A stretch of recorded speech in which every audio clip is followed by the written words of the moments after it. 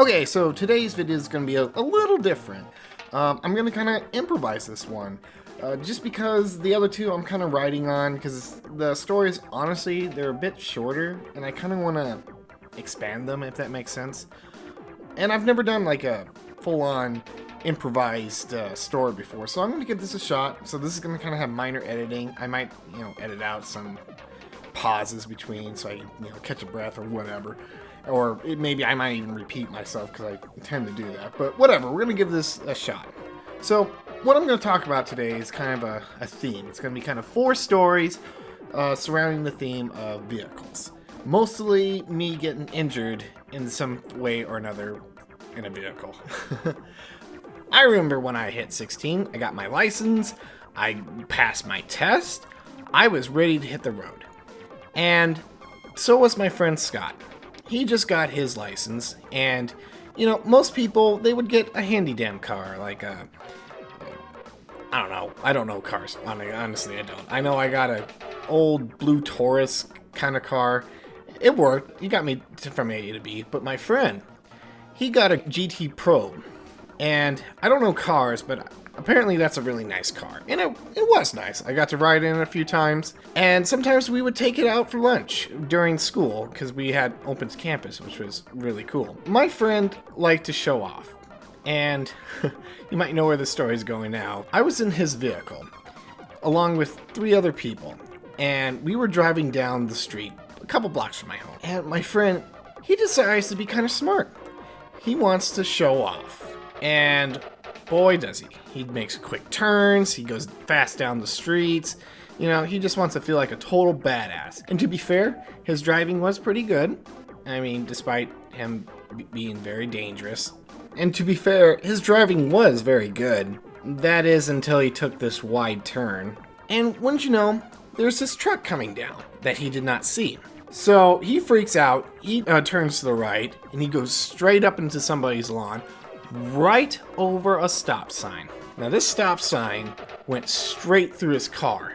Like, it was weird because he ran over it and it bent over, okay? But it somehow got wedged into his car still. So his car was kind of holded up by the sign, which was quite impressive for a sign, I'll be honest. And that was the first accident I've ever been in.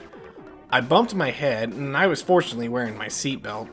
None of the others were, if I'm correct. But none of us got really that injured, but his car was towed out, and he was never able to drive it again. And I just remember, I felt bad for him. So, you gotta be careful about these things, man. You can't just take chances like that. It's not worth the risk. I mean, yeah, we gotta have it fine, but, we could have hit someone else's car. It's crazy to think how things could have been different if something was slightly off or whatever. So I guess just be careful because you never know what could happen. Wait, this next story is about me bleeding profusely into my friend's seat. Now let me back up for a little bit. I have a friend who has a pickup truck back in high school that we used to ride around a lot. And this pickup truck actually involves another story later on. But for right now, the only thing you need to know about that, it has a seat, and the seat was indented. So it kind of like if you put water in it, it would fill up. Or, in this case, blood. I don't remember how it happened exactly, but for whatever reason, my friend hit me in the nose pretty hard, and I started bleeding. Like I said, I don't know how it happened. He might have just been, did a friendly tap to the chest, but missed. But whatever. The point is, I started bleeding profusely, and I was pretty pissed that I was bleeding. So what I did was I bled on the motherfucker's seat. And you have to understand, there was so much blood that I'm pretty sure I could fill about 2.5 pints of milk, or, those little sippy milk cups that you get in elementary school. Yeah, it was a lot of blood. I felt dizzy afterwards. But I bled on this motherfucker's seat so much that it made a giant blood pool. And we were going over to Scott's house, and as soon as we get there, he opens my side door and he pulls me out so I would stop bleeding on his stupid seats. And I remember at this point I was laughing because I was bleeding so much blood that I had all the way down my shirt, all over my face. I swear I just looked like I got out of Fight Club. There was so much blood.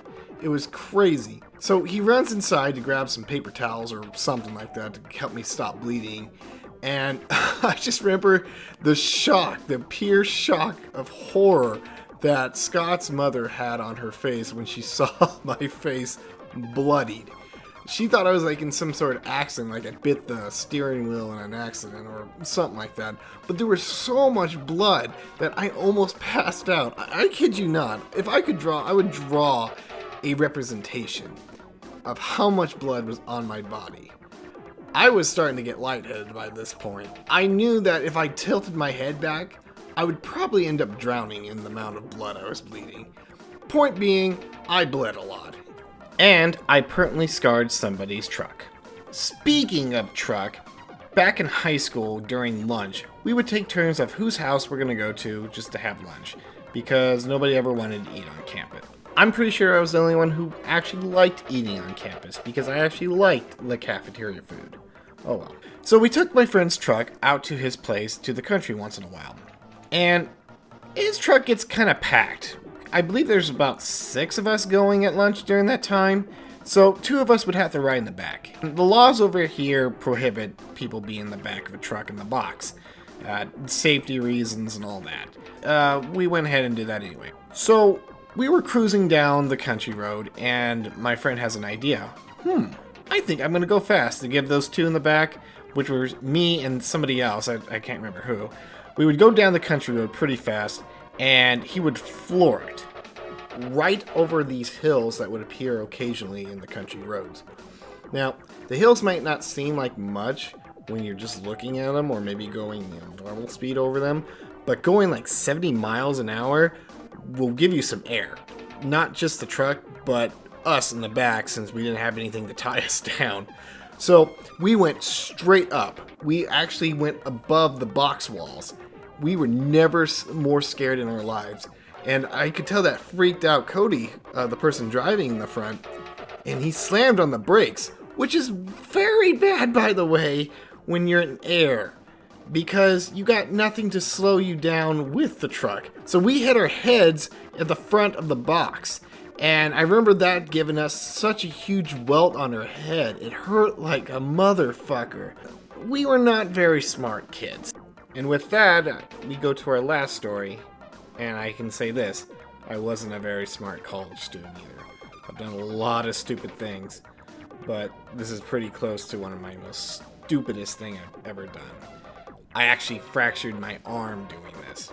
So, in college, a friend of mine, we came up with a game. It's I suppose a harmless game. It's called car surfing, and the rules are simple. The one who can stand on a car going the fastest, the longest, wins. Simple rules, right? Well, simple is not always easy. So, again, we go out to the country road, and that way, we don't have to worry about any cops or anything like that, and we're away from civilization, hospitals, and other important things. We go out there, we have our car, okay? And I go first. I volunteer, I'll go on top of the car first. It starts out pretty simple. First, it's like 5 miles an hour. That way, so I can get the feel to it. It wasn't too bad. I mean, it was a little wonky at first, but I was able to handle it. Then he kicks it up to 10 miles an hour. Okay, it's getting a little harder now. I'm kind of bending down, kind of grabbing, just keeping my balance. But I was making it, actually. Then he goes up to 15 miles an hour. And I'm like, okay, this is going a little too far. But the bastard then kicks it up to 20 miles an hour. That's very fast for a guy standing on top of a car. I jump off and I end up rolling, but I landed on my right shoulder. I almost broke off my arm doing that. But fortunately, I only fractured my arm. I don't know if I'm lucky with these stupid ideas or what, but don't do that, because I could have broken my neck. So the only thing I can offer is stay safe when dealing with vehicles. Vehicles are very dangerous, even if they look simple and we use them every day in our lives. Don't be me. Definitely do not be me. So the moral of the story, cars can be dicks. Alright, third video. I'm on a roll. Anyway, this is my first improv video. Like I said, this wasn't really written down like the other ones. So, let me know what you think about it. Yeah.